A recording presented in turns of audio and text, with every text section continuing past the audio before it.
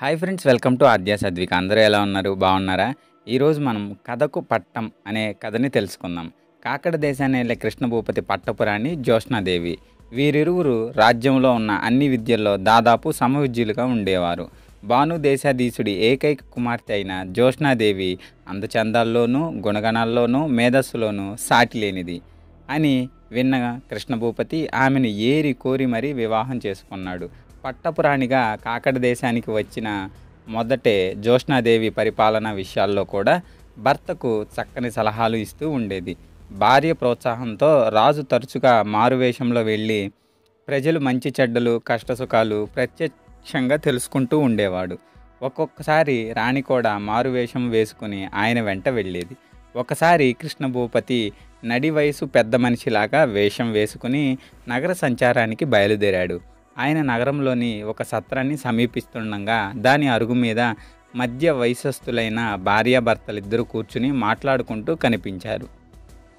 కృష్ణభూపతి గుర్రం దిగి వారికి కాస్త ఎడంగా అదే అరుగు మీద కూర్చున్నాడు. నగరానికి వచ్చి 4 రోజులు దాటినా రాజదర్శనం కాలేదు. వెంట తెచ్చుకున్న రూకలు కూడా తగ్గిపోతున్నవి. అయినా నేను చెబుతూనే ఉన్నాను. కథలు చెప్పడం ఏదో పెద్ద పాండిత్యం అన్నట్లు ఇలా బయలుదేరారు అంటున్నది భార్య నిష్ఠూరంగా. ఆ మాటలు విని భర్త కోపం తెచ్చుకోకుండా నవ్వుతూనే, నేను నీకు చెబుతూనే ఉన్నాను. కథ విలువ ఎవరికి తెలిసినా తెలియకపోయినా మహారాజు కృష్ణభూపతికి తప్పక తెలుస్తుంది.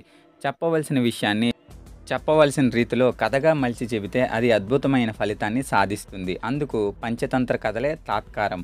నేను ఈ రీతిలో కథ చెప్పగలనన్న విశ్వాసం నాకు ఉన్నది. నీరసపడిపోకుండా రాజదర్శనం కోసం ప్రయత్నం చేయగల పట్టుదల అధికంగానే ఉన్నది. ఈ రెండు ఉంటే సాధించలేనిది ఏదీ లేదు. కావాలంటే అందుకు ఉదాహరణగా నాలాగే రాజదర్శనం కోసం వచ్చిన ఒక అక్షరకుడి కథ చెబుతాను విను అంటూ కథ చెప్పడం ప్రారంభించాడు. కథకుడి మాటలు రాజకృష్ణభూపతిలో కుతూహలాన్ని పెంచాయి. ఆయన కథకుడి ఇల్లాలి కంటే ఆసక్తిగా చెవులు రక్కించి కథ వినసాగాడు. ఒకప్పుడు గౌడ దేశంలో ఒకానొక పల్లెలో సుందరుడు అనే క్షురక యువకుడు ఉండేవాడు. అతడు తక్కిన క్షురకుల్లో ఏదో మొక్కుబడిగా పనిచేసేవాడు కాదు. తన ఎదుట కూర్చున్న వ్యక్తి ముఖం తీరును బట్టి ఒక శిల్పి శిల్పాన్ని చెక్కుతున్నంత శ్రద్ధగా అతడు తలకట్టుని తీర్చిదిద్దేవాడు. వాడి చేత క్షురకర్మ చేయించుకున్న వారి ముఖాల్లో కొత్త అందాలు కనిపించేవి. ఇలా వాడు అందరినీ సుందరంగా తీర్చిదిద్దడం వల్ల వాళ్ళందరూ వాడిని సుందరుడు అని పిలవసాగారు. అందరూ అతనిని మెచ్చుకుంటున్నారు. సుందరుడిలో ఒక చిన్న కోరిక మొలకెత్తి క్రమేణా ప్రగాఢ వాంఛగా మారింది. రాజధానికి వెళ్ళి రాజుగారి తలకట్టును తీర్చిదిద్దాలని, ఆయన నుంచి ప్రశంసలు పొందాలని కలలు కనసాగాడు. తన పనిలో ఆత్మవిశ్వాసం మెండుగా గల సుందరుడు తన కలను వాస్తవం చేసుకోవాలని నిర్ణయించుకుని ఒకనాడు సకుటుంబంగా రాజధానికి బయలుదేరాడు. వెళ్ళాడన్న మాటే గాని రాజధానిలో సుందరుడి కొరకు అంత సులువుగా తీరేటట్లు కనిపించలేదు. నేను రాజుగారి క్షురకర్మ అందంగా చేస్తాను, నన్ను ఒకసారి ఆయన దగ్గరికి వెళ్ళనివ్వండి అంటూ సుందరుడు చెప్పిన మాటలు విని వాణి భటులు పిచ్చివాణ్ణి చూసినట్టు చూశారు. కొందరు నెమ్మదిగా పొమ్మని చెబితే మరికొందరు మెడబట్టి గెంటేశారు. ఎన్నిసార్లు ప్రయత్నించినా ఇలాంటి అనుభవమే ఎదురు కావడంతో వాడు నిరుత్సాహపడుతున్న సమయంలో ఒక భటుడు ఇలా అంటూ, అయినా రాజుగారి క్షురకర్మ చేయడానికి గురన్న ఉండగా నీ అవసరం ఏమిటి అని అడిగాడు. గురన్న, అతడి ఇల్లు ఎక్కడా అని అడిగాడు సుందరుడు. జామతోట పక్కన పడమట వీధిలో ఉంది.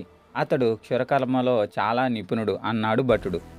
సుందరుడు రాజుగారి వాడుక క్షురకుడైన గురన్న వివరాలు సేకరించాడు. 60 ఏళ్ల గురన్నకు పిల్లా పాప లేరు. చాలా మంచివాడు. సుందరుడు భార్యకు విషయం చెప్పి ఆమె ఎలా సహకరించాలో వివరించి ఉత్సాహంతో సకుటుంబంగా గురన్న ఇంటికి వెళ్ళాడు. గురన్న ఆరు బయట జామ చెట్టు కింద కూర్చుని ఉన్నాడు. అతడి భార్య పక్కనే ఉన్న అరుగు మీద కూర్చుని రాత్రి వంటకు కూరగాయలు తరుగుతూ ఉన్నది. సుందరుడు, ఏం బాబాయ్ ఎలా ఉన్నావు అని పలకరిస్తూ గురన్న పక్కన కూర్చున్నాడు. వాడి భార్య గురన్న పెళ్ళానికి సమీపిస్తూ, అయ్యో కూరలు కూడా నువ్వే తరుక్కోవాలా అత్త, ఏది కత్తిపీట ఇలాతే అంటూ చనువుగా ఆమె దగ్గర నుంచి కత్తిపీట లాక్కుని చకచక కూరగాయలు తరగసాగింది.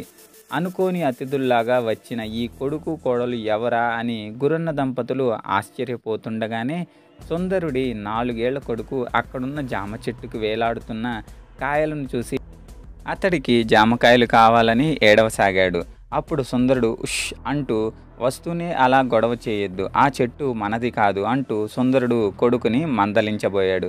కానీ పసివాడు వినకుండా మరెవరిది, ఈ తాతదా అంటూ అనుమతి కోసం అన్నట్లు నవ్వుతూ గురన్న వైపు చూశాడు. పిల్లా పాప లేని గురన్న దంపతులకు సుందరుడు పెళ్ళం కలిసి వరుసల కంటే పసివాడి తాత పిలిపే చెప్పలేనంత ఆనందాన్ని ఇచ్చింది.